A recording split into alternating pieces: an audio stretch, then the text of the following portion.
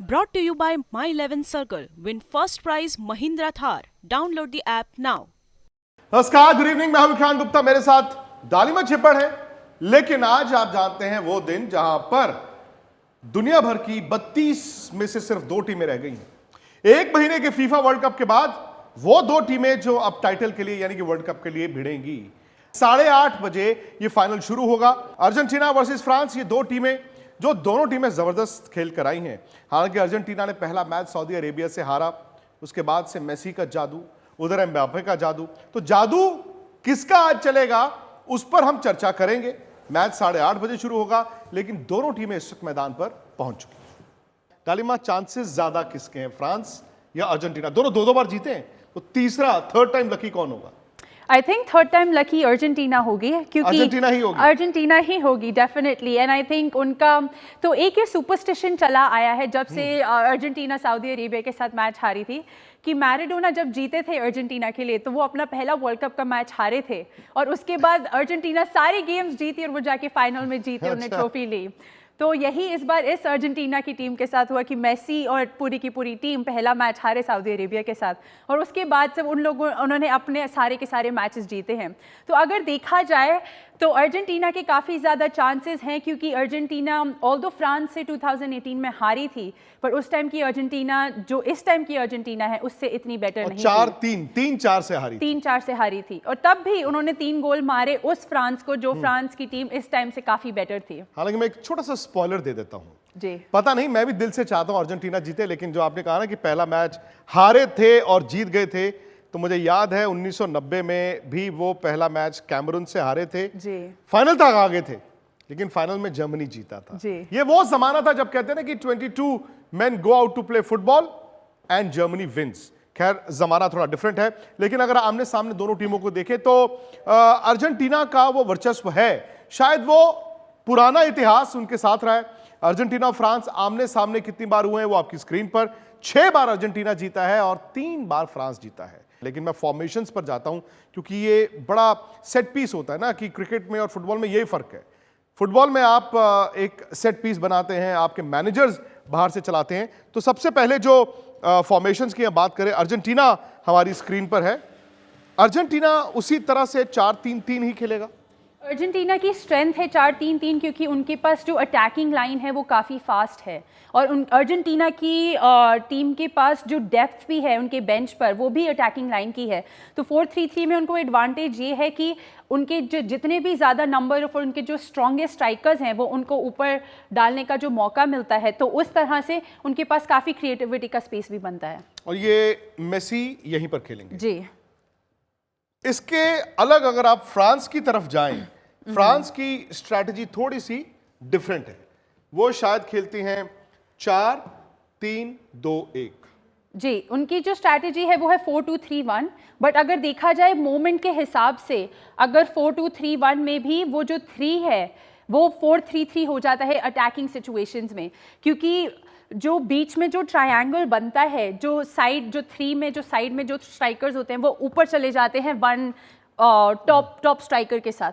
तो जब वो ऊपर जाते हैं तो वो जो बीच में जो 3 में जो बीच में होता है प्लेयर, उसका एक ट्रायंगल बन जाता है जो 2 डिफेंसिव मिडफील्डर्स होते हैं। तो जब वो अटैक में जाते हैं तो फिर वो 4-3-3 हो जाता है, पर जब वो डिफेंस में आते हैं तो वो 4-4-2 हो जाता है। तो आई थिंक 4-2-3-1 उस हिसाब से काफ़ी क्या कहते हैं बेनिफिशियल फॉर्मेशन रहा है फ्रांस के लिए, क्योंकि उनके पास वो मोबिलिटी है बीच में। और ग्रीजमैन अगर देखा जाए वो इतने अच्छा फॉल्स नंबर 10 प्ले कर रहे हैं कि उन्होंने इतनी क्रूशल पासेस निकाली है, उनके रन हमेशा साइड पे निकलते हैं। जो पहला गोल भी हुआ था फ्रांस का, वो भी ग्रीजमैन ने रन बनाया, इधर से बॉल गया उनके पास, उन्होंने अंदर डाला, और पूरी की पूरी जो डिफेंस थी मोरक्को की कैरिड अवे हो गई ग्रीजमैन के साथ।